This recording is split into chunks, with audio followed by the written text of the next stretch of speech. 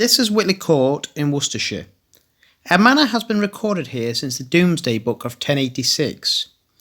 Under the entrance hall are remains of a vaulted chamber, which likely dates to the medieval house of the mid-13th century, when the estate was owned by a prominent local family, the Cookseys.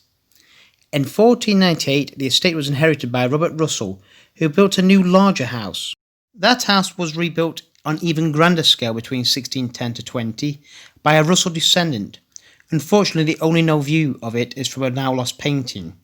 The estate is sold to the Foley family in the late 1650s. The Foleys made their fortunes in the iron industry, going from selling nails to the manufacturing of them, and moving on to supplying cannons during the Civil War.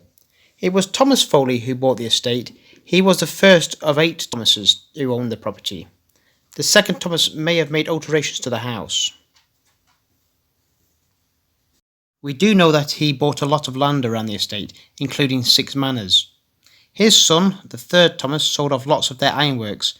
It seems he preferred being landed aristocracy and politics to the manufacturing business that had founded his family's fortunes. He was created Baron Foley of Kidderminster in 1712. He also made massive alterations to the house, which included an extra floor to the main block and 2 short 2-storey wings. However, he died before he could rebuild the church. His son, the 4th Thomas, was the one that actually went on to build the church, as well as making alterations to the house and parkland.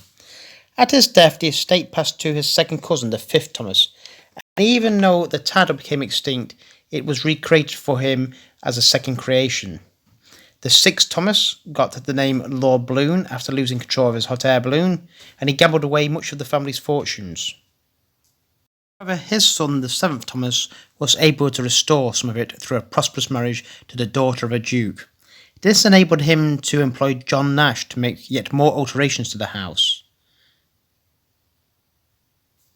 The 8th Thomas sold the estate in 1837 to William Ward, 11th Baron Ward of Birmingham, who owned various industrial properties, including 200 mines all across the Black Country. He made his own changes to the house and was made the Earl of Dudley in 1860. The estate was sold again in 1920 by the second Earl to Herbert Smith, who had made his money in carpet manufacturing. But just 17 years later, on the 7th of September 1937, the house was destroyed by fire. Smith didn't rebuild it, and no one's to live here again.